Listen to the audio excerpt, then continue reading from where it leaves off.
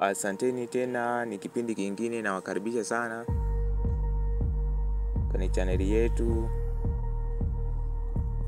Pia msisahau kusubscribe hapo chini kwa ajili ya kupata taarifa zaidi. Unabonyeza alama ya kikengele ili kila ninapo upload video yangu mpya uweze kupata kipindi chako kwa wakati. Haya, leo ni siku nyingine tena ninaenda kufundisha namna gani unaweza ukachagua masoko yako pendwa, ili kila unapoingia kuweka bet slip yako au kuweka mkeka wako uwe na uwezo wa kuyafikia kwa haraka zaidi. Sasa ukija hapa haya ni masoko ya pamoja, na Sportbet wameamua kutenganishia hizi tabu hapa juu. Maanake hapa ni masoko ya pamoja, kuna bet builder, ni masoko ya bet builder, kuna main, ni masoko ya main, kuna goals, ni masoko ambayo yanahusiana na goals, yani magol. Hapa masoko ya half, second half, first half zote unapata hapa. Haya hapa booking ni masoko ya kadi zote ya njano, nyekundu. Itabu hapa inazia masoko ya kona zote. Na hapa special ni masoko ambayo ni special. Kwenda kubet special. Hapa player ni masoko ya wachezaji. Kama unataka kubet labda mchezaji fulani afunge, ndio unakuja kwenye player. Hapa dakika ni masoko ya kuendana na muda. Kwa mfano unataka dakika sema kuanzia dakika 40 hadi 45 itokee kona. Hapa statistics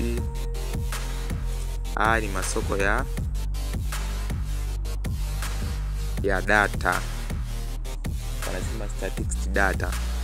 Kwa mfano player passes, yani hapa ni mchezaji apige pass. Kwa mfano hapa juu atoe pass kuanzia 50 na kuendelea. Umeona? Score and assist. Umeona? Score or assist. Maana huyu afunge au atoe pasi ya mwisho ya kuelekea kwenye goli. Sasa kuna wengine wakiingia kwenye application kama hii wanachanganyikiwa sana kulingana na masoko yao yanakuwa mengi mno. Kwa hiyo anashindwa kuangalia ni masoko gani achukue. Na kama ni game labda ina masaa 2 au saa 1 limebaki, unakuta mwisho siku anakurupuka anaweka soko ambalo yeye hakutarajia kuliweka, na ambapo kuna masoko mengine alitakiwa yaweke. Sasa kuna sehemu hapa imeandikwa nyota hii. Maana yake hapa ndipo masoko yako yapendwa utayakuta baada ya kuset. Haya, tunaanza kama ifuatavyo. Kwa mfano mimi huwa na masoko yangu muhimu. Kianza hapa main. Hapa huwa na masoko yangu, huwa napenda sana kuyaweka. Kwa mfano hapa kuna Asian over and under. Nikiweka hapa nyota inakuwa miongoni mwa masoko pendwa. Kwa hiyo nikija huku nitakuta wameniwekea Asian over and under zote na Asian. Umeona? Hivi ni miongoni mwa masoko yangu pendwa. Over and under ya kawaida na over and under ya Asian, sio hivyo? Haya. Nakuja kuna special bet napenda kuziweka. Special bets ziko hapa. Unaona? Nikija huku chini kabisa win either half. Unaona, nikiweka hapa nyota, ukiweka nyota hapa win either unaweka nyota hii. Unaona, ukija huku soko unalikuta win either half. Kuna sehemu hapa, sehemu ya kadi huwa napenda. Kuna soko langu moja hivi vizuri sana huwa napenda first half point ya kadi. Umeona, ukiweka hapa nyota nalikuta.